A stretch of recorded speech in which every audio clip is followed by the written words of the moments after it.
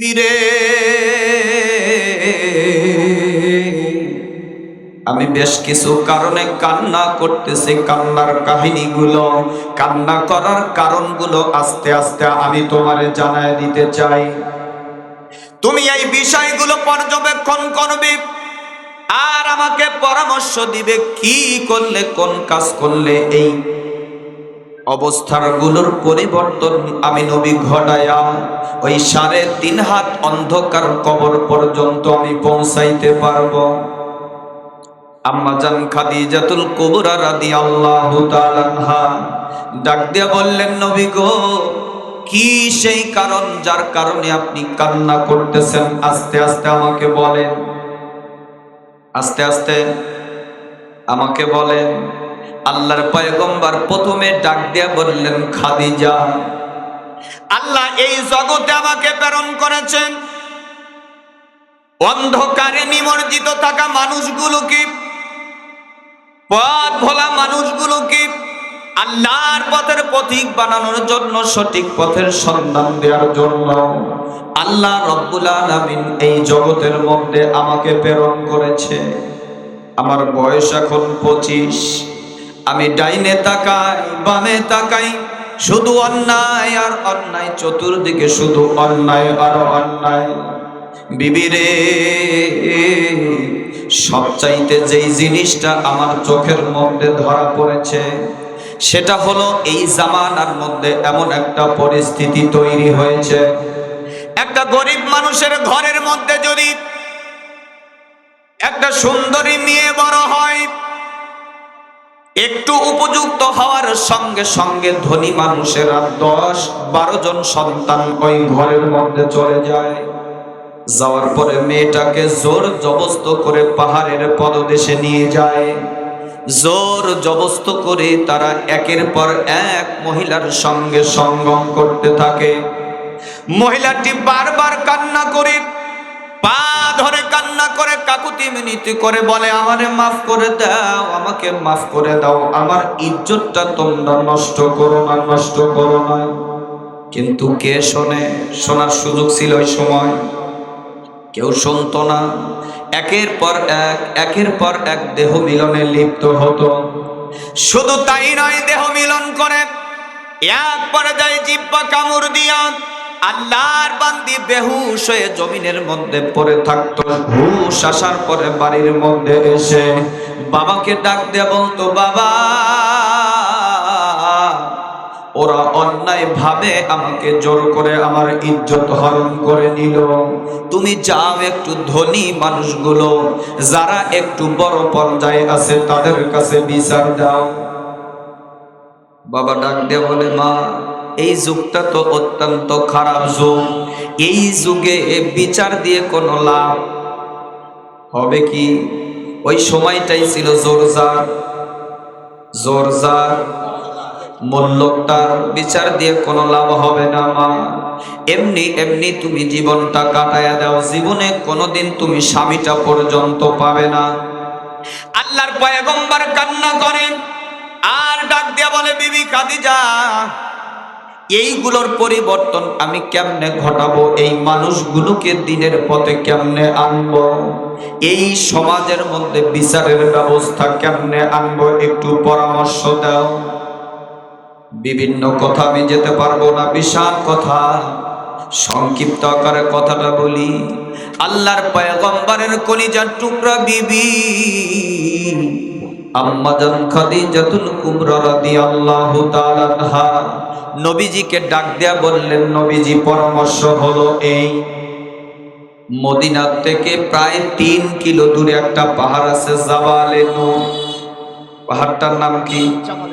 যারা হজ করতে গেছেন তারা দেখছেন, মদিনার থেকে 3 কিলো দূরে একটা পাহাড় আছে, পাহাড়টার নাম হলো জাবালে নূর। জাবালে নূর, মুখ খুলবেন, কথা বলবেন, জাবালে নূর, যেটা যদিও সম্পূর্ণ তারা পরিপূর্ণভাবে মাপতে পারে নাই, তারপরেও আংশিকভাবে তারা বলছে মাটির থেকে 6000 ফিট উপরে তার চূড়াটা, মাটির থেকে 6000 ফিট। এই তো কয়েকদিন আগে ওমরা করে আসলাম, আল্লাহ পাক সুযোগ দিয়েছিলেন, সেই পাহাড়ের চূড়াতে ওঠার মতো ক্ষমতা দিয়েছিলেন, আলহামদুলিল্লাহ বলি। আমার বিবিকে সঙ্গে সাথে নিয়ে গেছিলাম। বিবি মাঝ বরাবর ওঠার পরে আমাকে ডাক দে বলে, হুজুর আমি আর উঠতে পারবো না। আমার মনে হচ্ছে যেই পরিস্থিতি আমার ভিতরে চলতেছে, আমার মনে হয় এখানে পরে মারা যাবে। আমি বলছি ঠিক আছে, তুমি মাঝে এখানে থাকো, আমি যত কষ্ট হোক যেভাবে হোক, আল্লাহর পয়গম্বর যেখানে বসে বসে ধ্যান করেছে, যেখানে কোরআনুল কারীম নাজিল হয়েছে, সেখানে যাব ইনশাআল্লাহ। আমি উঠলাম, আস্তে আস্তে উঠলাম। আমার মতো একটা যুবক মানুষ, আমার মতো একটা জোয়ান মানুষ, তাও উঠতে 2 ঘন্টা সময় লেগেছে। ওঠার পরে ওই গুহার ভিতরে যে জায়গায় পয়গম্বর বসে বসে ধ্যান করেছেন, সেই জায়গায় 2টা রাকাত নামাজ আদায় করলাম। আমার মনে হলো আমার শরীরটা যেন একদম পাতলা হয়ে গেল। সুবহানাল্লাহ। আল্লাহর পয়গম্বরের বিবি আম্মা জান খাদিজাতুল কুবরা রাদিয়াল্লাহু তাআলা আনহা নবীকে পরামর্শ দিলেন, নবী গো, আপনি চলে যান মদিনার থেকে ওই যে 3 কিলো দূরে ওই জাবালে নূর পাহাড়ের চূড়ায় একটা গুহা আছে, ওই গুহার মধ্যে বসে বসে আপনি ধ্যান করেন আর ভাবনা চিন্তা করতে থাকেন, আল্লাহ পাক উপর থেকে আপনার জন্য উত্তম একটা ব্যবস্থা পাঠিয়ে দিবে। সুবহানাল্লাহ। মদিনার থেকে 3 কিলো। আল্লাহর পয়গম্বর আখিরি জামানার নবী ডাক দিয়ে বললেন, বিবি গো, আমি যেখানে বসে বসে ধ্যান করব, আমাকে কে খাবার দিয়ে যাবে? আম্মা জান খাদিজাতুল কুবরা রাদিয়াল্লাহু তাআলা আনহা ডাক দিয়ে বললেন, স্বামী গো, আপনাকে প্রত্যেকদিন 3 বেলা এই পাহাড়ের চূড়ার ভিতরে আমি নিজে খাবার পৌঁছায় দেব। সুবহানাল্লাহ। আমরা যুবক মানুষ, আমাদের উঠতে কয় ঘন্টা লাগছে বাবা? 2 ঘন্টা। 2 ঘন্টা উঠতে লাগছে, নামতে যদিও একটু সহজ হয়েছে, একটু কম লাগছে। তাহলে প্রত্যেক দিন যদি 3 বার ওই জায়গায় খাবার পৌঁছায়, আমি ওই পাহাড়ের উপরে উঠে আমার মাথায় কাজ করে নাই, কেমনে সম্ভব প্রত্যেক দিন 3 বার এই পাহাড়ের চূড়ার ভিতরে উঠে খাবার পৌঁছাইছেন? সুবহানাল্লাহ।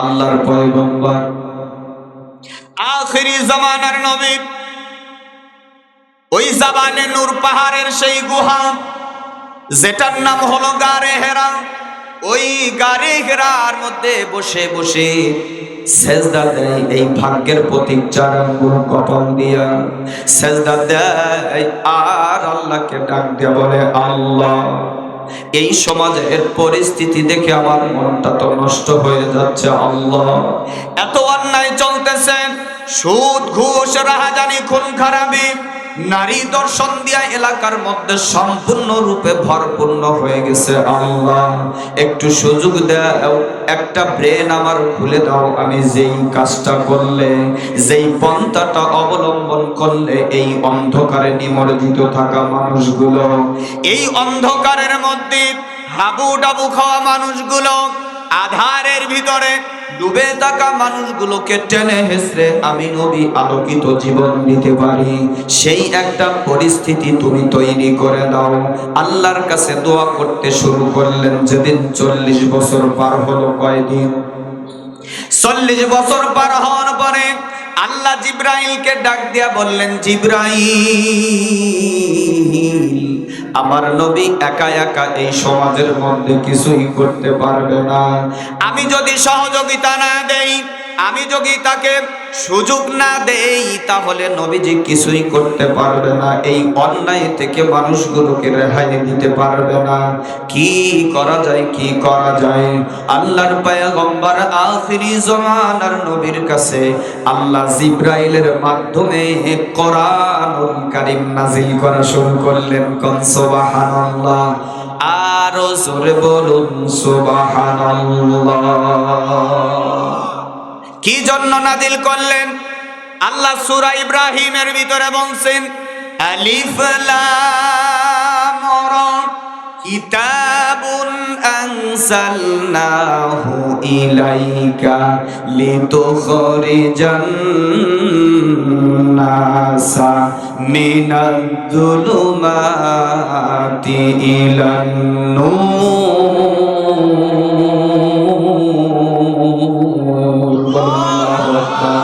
মুসলমান ভাইরা রে আমার, যুবক বন্ধু, আল্লাহ রাব্বুল আলামিন কোরআনটা কি জন্য নাজিল করলেন? সূরা ইব্রাহিমের মধ্যে ডাক দিয়ে বলেন আলিফ লাম রা। এই তিনটা হলো হরফে মুকাত্তাআ, যার অর্থ একমাত্র আল্লাহ ছাড়া কেউ জানে, আল্লাহ ছাড়া কেউ জানে না এর অর্থ। দ্বিতীয় আয়াতে বলেছেন কিতাবুন আনজালনাহু, আমি এই কিতাবটা এই জন্য নাজিল করেছি যাতে আপনি অন্ধকারে ডুবে থাকা মানুষগুলোকে আলোকিত জীবন দিতে পারেন। কোন সুবহানাল্লাহ। কথাটা কার? আল্লাহ বলছেন নবী গো, আমি এই যে কোরআন শরীফ আপনাকে দিলাম, আপনার উপরে কোরআন নাজিল করলাম, আপনি এই কোরআন অনুযায়ী জীবন পরিচালনা করতে শুরু করেন, এই কোরআন অনুযায়ী মানুষকে দাওয়াত দেওয়া শুরু করেন। দেখবেন এক সময় মানুষগুলো অন্ধকার থেকে উঠে আলোকিত জীবন নিয়ে তারা কবর পর্যন্ত পৌঁছে যাবে। সেই কোরআন আল্লাহর নবী বিদায় হজের ভাষণের দিনে দুইটা হাত উত্তোলন করে ডাক দিয়ে বলেছিলেন, ও উম্মতি মুহাম্মাদি, আমি থাকবো না হয়তো এক সময়, কিন্তু আমি তোমাদের মাঝে দুইটা জিনিস রাখলাম। কয়টা? দুইটা জিনিস রেখে গেলাম। একটা হলো কিতাবুল্লাহ ও সুন্নাত রাসূলুল্লাহ সাল্লাল্লাহু আলাইহি ওয়াসাল্লাম, একটা হলো আল্লাহর কোরআন, আর একটা হলো নবী মুহাম্মদুর রাসূলুল্লাহর মুখ মিশ্রিত বাণী। দুইটা জিনিস যদি তোমার অন্তরের মধ্যে রাখতে পারো, দুইটা জিনিসের ইবাদত যদি করতে পারো, দুইটা জিনিসের আমল যদি করতে পারো, তবে তোমরা জীবনে কোনোদিন পরাজিত হবে আল্লাহ পাক গায়বী সাহায্য দিয়ে তোমাদের ভরপূর্ণ করে দিবেন। তার দৃষ্টান্ত হলো, আপনারা সকলেই সচেতন মানুষ, হয়তো দেখছেন 1992 সালে ভারতের জমিনে ওই যে বাবরি মসজিদটা ভেঙে দিয়েছিল, মনে আছে আপনাদের? ভেঙে দিয়েছিল এবং বলেছিল মুসলমানদের একটা মসজিদও ভারতের জমিনে রাখতে দেব, বলছিল না? তারাই আজকে সহযোগিতা করে ভারতের জমিনে বিশাল করে সেই মসজিদ তৈরি করতেছে। সুবহানাল্লাহ বলবেন না? সাহায্য টাকা। আর এত মানুষ ওখানে নামাজ পড়তে যাচ্ছে, আশপাশে আমি দেখলাম সরিষা ক্ষেতওয়ালারা দাঁড়িয়ে আছেন আর বলতেছেন আমার সরিষা শেষ হয়ে যায় যাক, কিন্তু তোমরা সরিষা ক্ষেতের ভিতরে, আমার ক্ষেতের ভিতরে এসে দাঁড়াইয়া নামাজ পড়ো, আল্লাহ হয়তো তোমাদের নামাজের কারণে আগামী বছর আমাকে ডবল ফসল দান করবে। ওরা কিন্তু হিন্দু, তারপরে ওদের বিশ্বাস মুসলমানরা যদি খসে মুসলমানদের পা দিয়ে যদি আমার জমিনটা খসে দিয়ে যায়, আল্লাহর পক্ষ থেকে বরকত আসে। চিন্তা করে দেখছেন?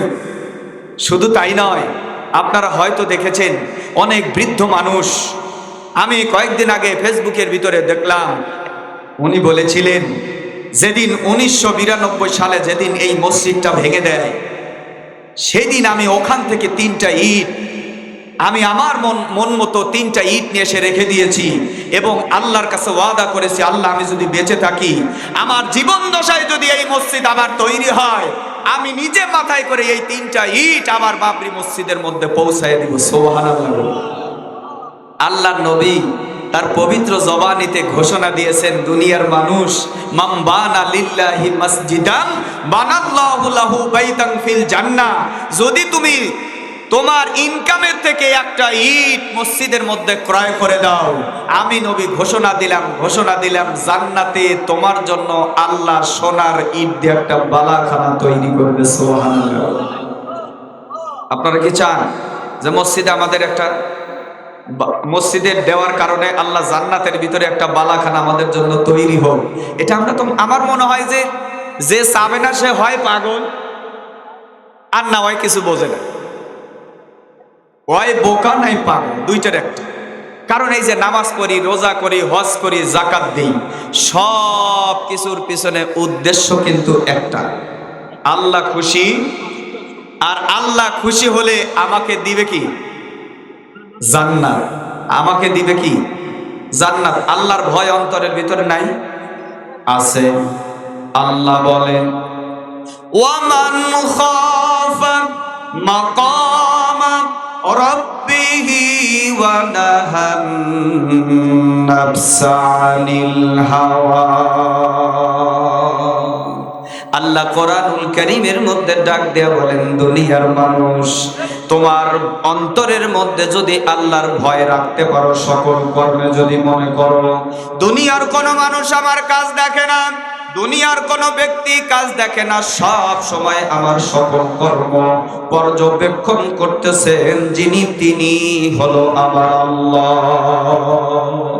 আল্লাহ ডাক দেয়া বলেন, দুনিয়ার মানুষ, এমন ভয় তোমার অন্তরের মধ্যে যদি রাখতে পারো, এমন ভয় যদি তোমার ভিতরে থাকে, আল্লাহ বলে আমি ঘোষণা দিলাম আমি আল্লাহ তার জন্য জান্নাতের মধ্যে একটা জায়গা বরাদ্দ করে দিলাম। কোন সুবহানাল্লাহ, আর জোরে বলুন সুবহানাল্লাহ। আল্লাহর ভয় তো আমাদের অন্তরের মধ্যে আছে নাকি? জান্নাতে যাওয়ার দরকারও তো আছে। এই জন্য আপনারা একটু আসেন, আমি ওয়াজের মধ্যে যাব, কথা বলবো, এর আগে কয়েকটা টাকা এই মসজিদের মধ্যে দেন। আপনাদের মসজিদ সুন্দর হবে, সুন্দর করে তৈরি করার জন্য মসজিদ কর্তৃপক্ষ চেষ্টা করতেছে। আপনারা সকলে মিলে যদি একটু চেষ্টা করেন, ইনশাল্লাহ এই মসজিদটা হবে সুন্দর। এখানে নামাজ পড়বেন যতদিন পর্যন্ত মসজিদ থাকবে। আল্লাহর পয়গম্বর বলছেন, ইজা মাতাল ইনসানু আনকাতাতু আমালুহু, যত মানুষ যখন মারা যায় তার সব আমল বন্ধ হয়, তিনটা আমল বাদে, তিনটা আমল।